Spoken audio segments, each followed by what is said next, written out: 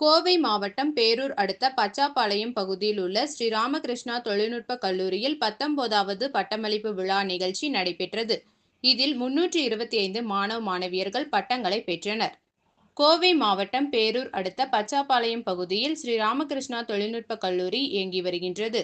இக்கல்லூரியின் 19வது பட்டமளிப்பு விழா நிகழ்ச்சி கல்லூரியின் விழா அரங்கில் நடைபெற்றது.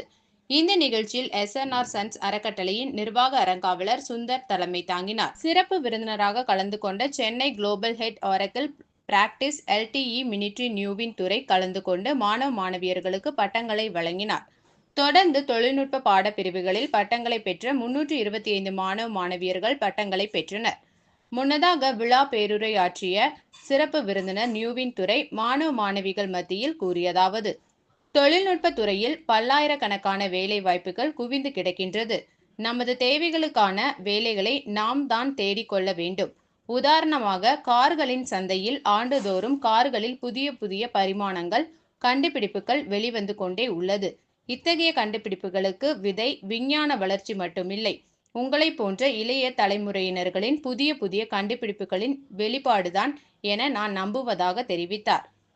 பாடங்களில் உள்ள தியரிகளை செய்முறை விளக்கங்கள் செய்தது எல்லாம் உங்களது படிப்புக்கு உதவியாக இருந்திருக்கலாம். ஆனால் இனி வாழ்க்கையில் செய்யும் தொழில்நுட்ப பயிற்சி முறைகள் தான் புதிய புதிய அனுபவங்களை கற்றுத்தரும். அனுபவங்களின் அடிப்படை மட்டுமே உங்களது எதிர்காலத்தை தீர்மானிக்கும் என்று தெரிவித்தார். மேலும் இன்று பட்டங்களை பெறும் அனைத்து மாணவ மாணவியர்களுக்கும் தனது வாழ்த்துக்களை தெரிவித்தார்.